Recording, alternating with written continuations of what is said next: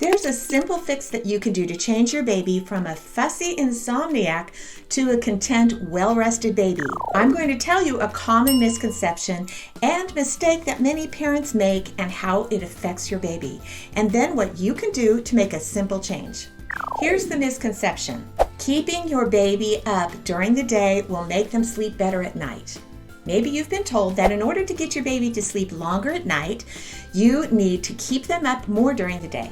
Actually, that isn't true at all. It's just the opposite. If your baby is 3 to 4 months old or younger, they should be sleeping a lot, both day and night. If your baby's kept awake when they really need to be asleep, cortisol and even adrenaline hormones build up in their body, and that causes them to be more fussy and irritable.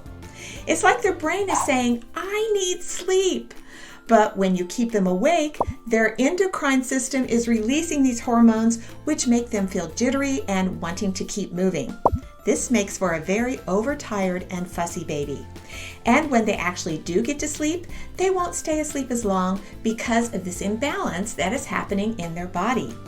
Keep in mind that a baby who is under 4 months old is going to be giving you signs that they need to go to sleep. They're actually the same signs that we all give off when we're really tired.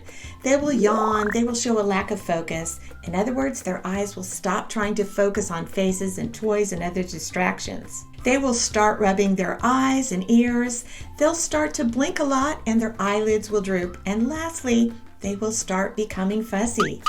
Hopefully you won't let that last thing happen because you will see the other signs first.